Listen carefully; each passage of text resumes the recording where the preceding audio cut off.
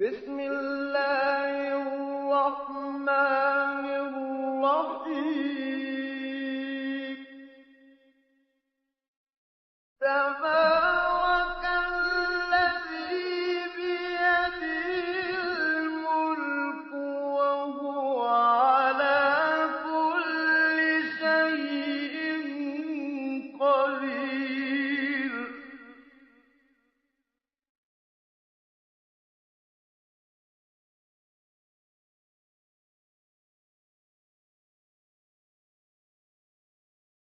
Takadu tamayyazu min al-ghayz. Presque l'enfer, il se déchire de colère envers les non-musulmans. Kullama ulqiya fiha fawjun sa'alahum khazanatuha alam ya'tikum nadhir. À chaque fois qu'un groupe de gens il est jeté en enfer, ils sont questionnés par les gardiens de l'enfer, par les anges qui gardent l'enfer qu'on appelle les Zabaniya, qui sont au nombre de 19. En enfer, il y a 19 vallées. Et chaque vallée, elle est gardée par un ange, parmi les chefs des anges du châtiment. Après, il y a des anges, bien sûr, en dessous de leurs ordres qui châtient les non-musulmans. Et le chef de tous ces anges-là en enfer, c'est l'ange Malik, le gardien de l'enfer. Alayha tis'ata ashar. Dieu il a dit qu'il y a 19 anges qui gardent l'enfer. Et il a fait que ce chiffre-là, ça soit une cause d'épreuve pour les gens du livre, parce que les gens du livre, ils savaient qu'il y a 19 anges. Alayha tis'ata ashar, 19 anges.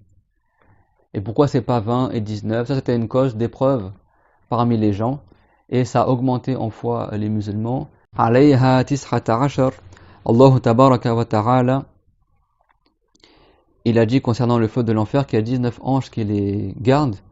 Et Abu Jahl, donc, qui est parmi les mouchriquines qui combattaient le prophète, alayhi salam, qu'est-ce qu'il a dit, a'udhu billah? Quand cette ayah est descendue, il a dit, mais n'est-ce pas que chacun parmi vous, il serait capable de combattre un de ces 19? Parce que Allah Ta'ala, il a dit, l'enfer, il sera gardé par 19 personnes. Mais il n'a pas dit c'est qui. Il a dit, l'enfer, il y a 19 gardiens. Et donc Abu Jahl, il a dit, aux mouchriquines, il a dit, mais n'est-ce pas que parmi vous, chacun, il peut prendre chacun de ces 19-là? Et en gros, nous, on peut s'en charger de ces gardiens-là. On n'a pas peur. En gros, même si on va en enfer, on sera capable de combattre ces gardiens-là. Et il y avait un mouchrik qu'on appelait Abul Ashad, celui qui est le plus fort, soi-disant, qui était fort dans le combat, tout ça. Il a dit, moi, je vous suffis de 17 gardiens. Et moi, je me charge de 17, et les 3 derniers, c'est vous qui vous en chargez, soi-disant. Et j'étais prétentieux. Et Allah Ta'ala, il a révélé, وَمَا جَعَلْنَا أَصْحَابَ النَّارِ إِلَّا مَلَائِكَةً وَمَا جَعَلْنَا عِدَّتَهُمْ إِلَّا فِتْنَةً. Et là, Allah Ta'ala, il a fait descendre cette ayah, et il a dit, et nous avons fait que les gardiens de l'enfer ne soient que des anges. Et les anges, c'est le plus fort des créatures. Aucun être humain n'est capable de battre un ange. Et il a dit, et nous avons fait que leur nombre, qui est 19, ne soit qu'une épreuve. لِلَّذِينَ كَفَرُوا لِيَسْتَيْقِنَ الَّذِينَ أُوتُوا الْكِتَابَ. À dire que ça soit qu'une épreuve pour ceux qui ont mécru, parce que ceux qui étaient mouchriques, ils ont dit pourquoi c'est 19 et c'est pas 20. وَلِيَسْتَيْقِنَ الَّذِينَ أُوتُوا الْكِتَابَ. Et quant à ceux qui ont reçu le livre révélé, les juifs et les chrétiens, eux dans leur livre c'était marqué que les gardiens de l'enfer étaient 19. Donc pour qu'ils aient la certitude que le Coran c'est la vérité, et que le prophète Mohammed est un prophète venu avec la vérité et avec l'islam. Et donc Allah Ta'ala, il a dit, إِلَّا فِتْنَةً لِلَّذِينَ كَفَرُوا لِيَسْتَيْقِنَ الَّذِينَ أُوتُوا الْكِتَابَ وَيَزْدَادَ الَّذِينَ آمَنُوا إِيمَانًا. Et afin que ceux qui étaient déjà croyants, qui étaient musulmans, qui suivaient le prophète Mohammed, ils augmentent en foi. Vous avez vu, c'est 19 anges. Dieu a dit que ce chiffre-là, c'est pas un chiffre, comme on dit, qui est rond, c'est 19 et pas 20. Pour que les mouchriquines, ça soit une épreuve pour eux. Ils disent, pourquoi c'est 19 et c'est pas 20? Et ce chiffre-là précis, justement, qui est un chiffre précis et pas un autre, ça prouvait aux gens du livre que l'islam c'est la vérité. Parce que eux, ils savaient qu'il y avait 19 anges. Et ceux qui étaient déjà musulmans, eh ben, ça a confirmé qu'ils étaient sur la vérité. Vous comprenez la sagesse de ce chiffre-là? 19 anges. Certains savants ont dit qu'il y a 19 vallées en enfer et chaque vallée est gardée par un de ces gardiens-là. Donc, kullama ulqiya fiha fawjun sa'alahum khazanatuha alam ya'tikum nadhir. À chaque fois qu'un groupe des gens de l'enfer était jeté en enfer, le gardien de l'enfer, un des anges, il disait alam ya'tikum nadhir. Ne vous est-il pas venu un avertisseur, un prophète qui vous a averti du châtiment de l'enfer? قالوا بلى قد جاءنا نذير فكذبنا وقلنا ما نزل الله من شيء إن أنتم إلا في ضلال كبير. Et les mécréants, ils répondront, vous avez vu dans le Coran, c'est marqué au passé, ils dirent. Pourquoi c'est marqué au passé, alors que c'est dans le futur que ça va se passer? Les savants, ils disent que tellement c'est une certitude que ça aura lieu, et tellement on est certain que ça aura lieu, que Dieu, il en parle dans le Coran au passé, parce qu'une chose qui est passée et qui est révolue, on est sûr qu'elle a eu lieu. Et donc tout comme toi tu es sûr qu'une chose passée, elle a eu lieu, et que tu n'as aucun doute qu'elle a eu lieu parce qu'elle est révolue, et ben ces choses-là qui se passeront dans le futur, Dieu il en parle au passé, parce que tellement il n'y a aucun doute qu'elles auront lieu, c'est comme si elles avaient déjà été révolues et qu'elles avaient déjà eu lieu. Ça c'est la rhétorique du Coran. Il y a beaucoup d'événements futurs dans le Coran, Dieu il en parle au passé. Et pour Dieu, c'est équivalent le passé, le présent, le futur, parce que Dieu est le créateur du temps, il n'est pas sujet au temps. Mais tellement c'est une certitude que ça aura lieu, que Dieu il en parle au passé comme si ça avait déjà eu lieu, et comme si on était sûr et certain que ça s'est passé parce que c'est déjà révolu. Vous avez vu la force du Coran? Et donc les anges ils diront aux non-musulmans, aux non-croyants, ne vous est-il pas parvenu le message? Il n'y a pas un avertisseur qui vous avait averti du châtiment? Et diront bien sûr que si. Mais nous on a démenti et on disait ma nazalallahu min shay. Dieu n'a rien fait descendre comme vérité. In antum illa fi dalalin kabir. Certes vous n'êtes que dans un égarement. Certes vous n'êtes que dans un égarement. Alors là les savants ils ont dit plusieurs avis. Abu Hayyan al-Andalusi dans son livre Al-Bahr al-Muhit, il a donné deux possibilités, deux facettes possibles pour cette ayah. In antum illa fi dalalin kabir. Certes, vous n'êtes que dans un égarement évident, un grand égarement. Certains savants, ils ont dit que c'est les anges qui disent ça aux non-musulmans quand ils vont en enfer. Vous êtes dans un grand égarement. Et certains, ils ont dit que c'est les mouchriquines qui racontaient que eux, ils disaient au prophète, vous êtes dans un grand égarement. Et certains, ils ont dit que c'est les mouchriquines qui rapportent la parole des prophètes, que à leur époque, les prophètes leur disaient, vous êtes dans un grand égarement, et eux, ils n'acceptaient pas cette parole-là. Ça fait trois, d'accord?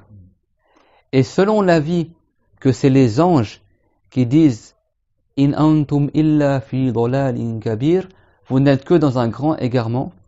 Certains, ils ont dit que ici, dalal kabir, ici le mot dalal, ça veut dire le châtiment pour le dalal. Et ça renvoie à la figure de style qu'on avait vu dans les cours précédents, qu'on appelle al-mushakala. Ça veut dire que le châtiment pour leur dalal, Dieu, il l'a nommé dalal. Comme ils sont déségarés, alors la rétribution pour leur égarement, Dieu l'a nommé égarement également. Parce que le châtiment, c'est pas un dalal. D'accord? Mais les anges ont nommé le châtiment dalal parce que c'est la punition pour leur dalal, pour leur égarement.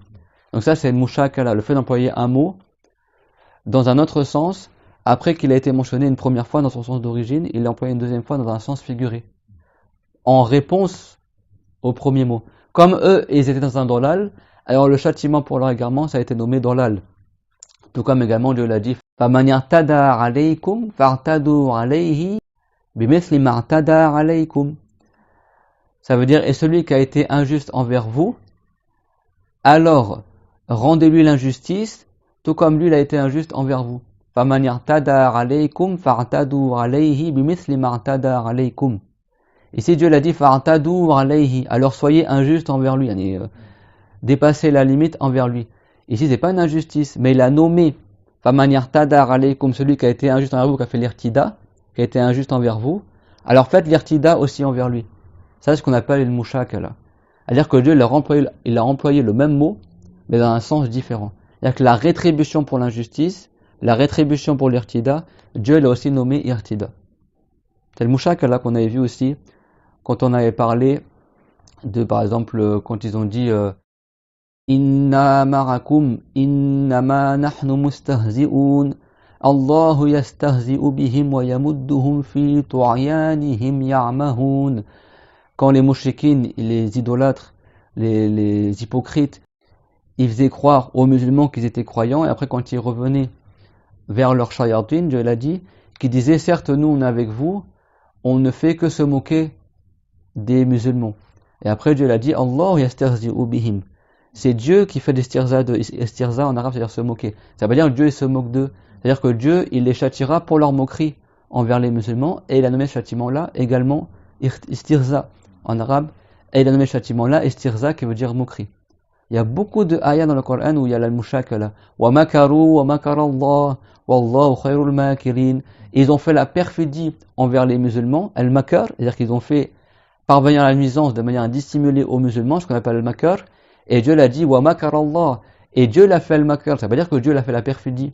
C'est-à-dire que Dieu, il châtiera les non-musulmans pour leur perfidie, et ce châtiment-là, il l'a nommé aussi makar, qui veut dire la perfidie. Ça veut dire que Dieu est perfide, a'ouz billah. Ça, c'est pas la croyance des musulmans. Celui qui dit que Dieu est perfide, il n'est pas sur l'islam. Il retourne en islam en disant il y a deux témoignages. Mais dans les traductions, soi-disant en français du Coran, eh ben, ils disent ça. Ils disent que Dieu se moquera d'eux, et ça, c'est de la mécréance. Ils disent que Dieu, il sera perfide envers eux, ça, c'est de la mécréance. Il y a de la mécréance dans ces traductions-là. Parce qu'ils n'ont pas traduit al-mushakala. Ils ont traduit bêtement au pied de la lettre. Et ça mène les gens à l'égarement. Donc, prenez garde. D'accord, la religion, elle se prend de la bouche des gens de science, de ceux qui ont étudié la langue arabe et qui ont étudié l'exégèse du Coran en langue arabe, al-mushakala. Et bien là, c'est pareil aussi. Certains savants, ils ont dit que les anges, ils ont nommé le châtiment pour l'égarement, ad-dalal, ils l'ont nommé aussi dalal. In antum illa fi dalalin kabir. Dans le biais de la mushakala. Ils ont employé le mot dalal, le châtiment dans lequel étaient les égarés, les gens de l'enfer, et ils ont nommé la rétribution, la punition de l'égarement, dolal également. Et certains savants, ils ont dit autre chose, ils ont dit que ici, dolal, ça veut dire la perdition, parce que dolal en arabe, ça veut dire l'égarement, mais l'égarement, ça peut être dans le sens que tu es perdu. Et ça veut dire ici le grand châtiment. C'est-à-dire qu'ils seront perdus dans le châtiment, etc. Donc soit ça veut dire qu'ils ont nommé la rétribution pour le dolal, ou soit ici, dolal, ce qui est visé, c'est un châtiment, mais c'est pas dans le biais de al-mushakala. Ça fait 4 interprétations pour cette même ayah. Soit c'est les anges qui disent ça pour blâmer les mécrants qui iront en enfer. Certes, vous êtes dans un égarement, un grand égarement, vous êtes dans un châtiment éminent. Ou soit c'est les mouchikines qui rapportent la parole des prophètes. C'est-à-dire que les prophètes, dans le bas monde, ils nous disaient cela et nous, on n'écoutait pas. Ou soit c'est les mouchikines qui disaient, nous, on disait ça aux prophètes quand il nous appelait à l'islam. Comme il a dit notre maître Omar ibn al-Khattab, Al-Qur'an dhu wujuh. Comme il a dit notre maître Omar ibn al-Khattab, radiyallahu anhu, Al-Qur'an dhu wujuh. Le Coran, il a plusieurs facettes, plusieurs significations. Donc Abu Hayyan al-Andalusi, dans son livre Al-Bahr al-Muhit, il a cité 2 wajh, 2 facettes, 2 interprétations pour cette ayah. Il a dit الظاهر أن قوله إن أنتم إلا في ضلال كبير من قول الكفار للرسل الذين جاءوا نذرا إليهم أنكروا أولا أن الله نزل شيئا واستجهلوا ثانيا من أخبر بأنه تعالى أرسل إليهم الرسل وأن قائل ذلك في حيرة عظيمة ويجوز أن يكون من قول الخزنة للكفار إخبارا لهم وتقريعا بما كانوا عليه في الدنيا وأرادوا بالضلال الهلاك الذي هم فيه أو سموا غقاب الضلال ضلالا لما كان ناشئا عن الضلال. Donc Abu Hayyan, il a mentionné un peu ce qu'on a dit là. Donc c'est ça que revenez à l'interprétation des savants sunnites du Coran. Il a dit que le sens apparent de la parole de Allah Ta'ala, In antum illa fi dalalin kabir, vous n'êtes que dans un égarement évident. In en arabe, des fois, ça veut dire la négation. In antum, vous n'êtes que, vous n'êtes pas si ce n'est dans un égarement. Il a dit le sens apparent, c'est que ça provient de la parole des mécréants. quand ils répondent aux anges. D'accord? Que les anges ils disent Alam ya'tikum nadhir, après ils répondent ça. Si, mais on nous disait, vous êtes que dans un égarement imminent. Et ça veut dire qu'ils ont d'abord renié l'envoi des prophètes, quand ils ont été envoyés à eux, et après ils font mine, soi-disant, de ne pas savoir que c'était Dieu qui avait envoyé les messagers. Et donc ceux qui disent ça, ils sont clairement dans un égarement évident. Et dans une perdition, et une incertitude, dans une perdition, et une incertitude avérée. Et il a dit, et c'est possible également que la ayah signifie que c'est la parole des gardiens de l'enfer qui disent ça aux non-musulmans afin de les informer et également pour les humilier et les blâmer concernant l'état qu'ils avaient dans le bas monde et leur égarement.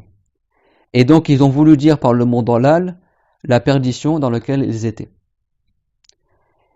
Ou alors c'est possible que les anges ils aient nommé le châtiment de l'égarement, il est dalal, le châtiment pour dalal ils l'ont nommé dalal, parce que ce châtiment-là, il tire son origine de leur égarement. Il a été causé par leur égarement. C'est-à-dire que soit les anges, ils blâment les non-musulmans pour leur égarement dans lequel ils étaient dans le bas monde, ou soit les anges, ils ont nommé le châtiment égarement parce qu'il est tiré de leur égarement, le châtiment. Il a pris source, sa cause de ce châtiment-là, c'est qu'ils étaient égarés dans le bas monde. Donc les anges, ils l'ont nommé dalal.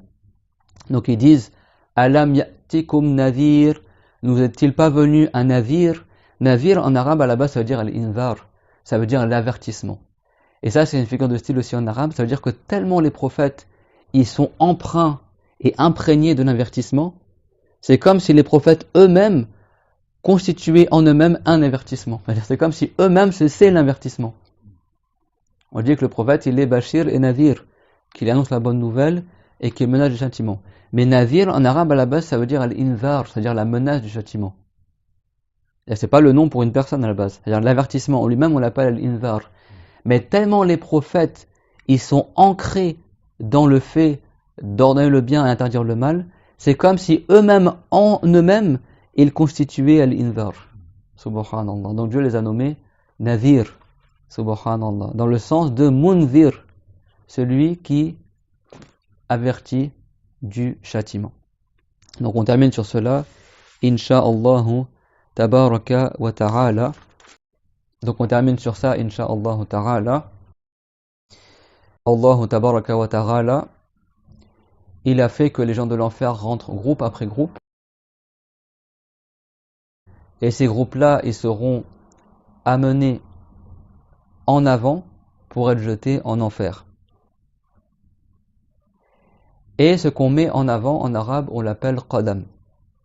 C'est pour cela que Allah tabaraka wa ta'ala a dit au début de Surat Yunus, أكان للناس عجبا أن أوحينا إلى رجل منهم أن أنذر الناس وبشر الذين آمنوا أن لهم قدم صدق عند ربهم قال الكافرون إن هذا لساحر مبين أكان للناس عجبا أن أوحينا إلى رجل منهم أن أنذر الناس.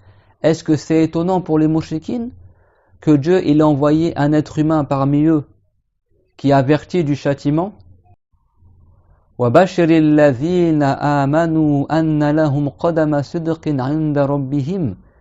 Donc, que Dieu il a envoyé un être humain parmi eux pour les avertir d'un châtiment et aussi annoncer la bonne nouvelle pour ceux qui ont eu la foi qu'ils auront un qadam de véridicité au jour dernier. Ici, un qadam, ça veut dire un degré d'avance. Que ceux qui ont cru au jour dernier, ils seront devant ceux qui ont mécru. Ils auront ce qu'on appelle sabiqa. Ils auront un haut degré au jour dernier. Ce degré d'avance, comme ils seront devant les autres, eh ben, Allah Ta'ala, il l'a nommé qadam. Et il a attribué ce qadam-là à as-sidq. As-sidq ici, qui veut dire le haut degré. C'est-à-dire un qadam de haut degré. قال الكافرون, les non-musulmans ils ont dit Inna hadha la sahirun mubin, il disait certes Mohammed est un sorcier avéré. Mais ça revient à ce qu'on a dit, que les prophètes ne font pas de la sorcellerie. Donc ce degré d'avance, Dieu il l'a nommé Qadam. Et le pied, parce que tu le mets devant, quand tu marches, tu avances ton pied devant, on l'appelle aussi Qadam. Et le groupe des gens de l'enfer, comme ils sont mis devant pour être jetés en enfer, on les appelle aussi Qadam. Regardez la largesse de la langue arabe. La langue arabe, elle est vaste. Et elle est beaucoup plus vaste que la compréhension de beaucoup de gens aujourd'hui qu'ils ont de la langue arabe. Et donc l'enfer, il dira Hal min mazid, demandera un surplus.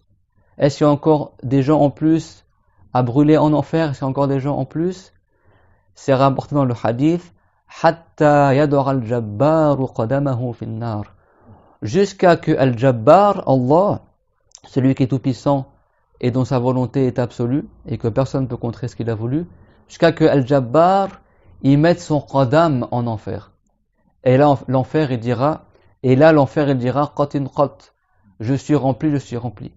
Ici jusqu'à que Al-Jabbar y mette son qadam en enfer, c'est-à-dire jusqu'à que Al-Jabbar y mette ce qu'on met en avant en enfer, c'est-à-dire le groupe des gens de l'enfer qu'on met en avant. Ça ne veut pas dire le pied. Qadam, ça veut dire ce que tu mets en avant. En arabe, on dit qaddama dans le sens mettre devant. Al-muqaddima, l'introduction d'un livre, ce qui est mis en premier dans le livre, ce qui est mis devant le livre, on dit que c'est taqdima ou muqaddima, ce que tu as mis devant. Et le pied, on le nomme pas qadam parce que c'est un pied. On le nomme qadam parce que le pied, tu le mets devant. Tout comme également le degré qui fera que les musulmans seront devant au jour dernier, on l'appelle aussi qadam, c'est dans le Coran. Anna lahum qadama sidqin 'inda rabbihim.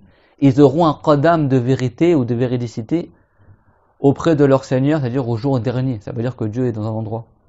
C'est-à-dire au jour dernier, ils auront un degré d'avance sur les autres, parce qu'ils auront eu la foi en Allah Ta'ala. Et ceux qui n'ont pas eu la foi, ils n'auront aucun degré et ils auront le châtiment au jour dernier. Et le groupe des gens de l'enfer, comme ça rapporté, Fauj, c'est le groupe. Et dans Surat Az-Zumar, Dieu l'a dit, Zumara, des Zumra, des groupes, ils seront avancés petit à petit en enfer. Et donc comme ils seront avancés pour être jetés en enfer, le prophète les a nommés Qadam. Ça ne veut pas dire que Dieu mettra son pied en enfer, comme disent certains ignorants à notre époque. Si quelqu'un croit que Dieu a des pieds, il n'est pas musulman. Dieu il a dit وَجَعَلُوا لَهُ مِنْ عِبَادِهِ جُزْءًا إِنَّ الْإِنسَانَ لَكَفُورٌ مُبِينٌ, que les mouchriquins ont attribué à Allah des parties de ses créatures. Et Dieu a dit que ces gens-là, ce sont des kafurun mubin, des mécréants évidents. Dieu n'a pas des parties de ses créatures. Tout ça, c'est dans le Coran, subhanallah. Et dans une version du hadith, hatta yador al-jabbaru rijlahu, jusqu'à que al-jabbar les mettra son rijal. Et rijal en arabe, ça veut dire le pied, et ça veut dire aussi le groupe. Les nuages de criquets, les groupes de criquets, quand les criquets volent, ça fait des nuées de criquets, des gros nuages de criquets. Le groupe de criquets en arabe, on dit rijalun min jarad, un rijal de criquet. Un rijal de criquet. Ça veut pas dire un pied de criquet, c'est-à-dire un groupe de criquets. Et n'est-ce pas que les gens de l'enfer, ils seront mis groupe après groupe en enfer? Mais Dieu l'a voulu que dans les hadiths, dans les ayats, des fois il y a des mots ambigus qui ont plusieurs sens.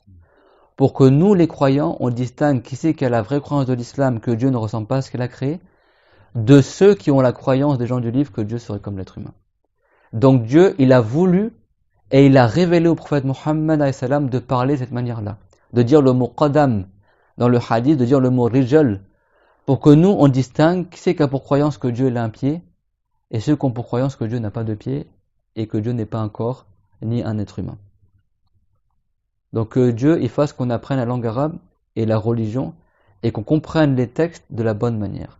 C'est pour ça que l'imam al-Shafi'i, rahimahullah wa riyallahu anhu wa ardahu, Muhammad ibn Idris, il disait Amantu bima ja'a anillahi ala muradillah wa amantu bima ja'a an rasulillahi ala muradi rasulillahi sallallahu alayhi wa sallam.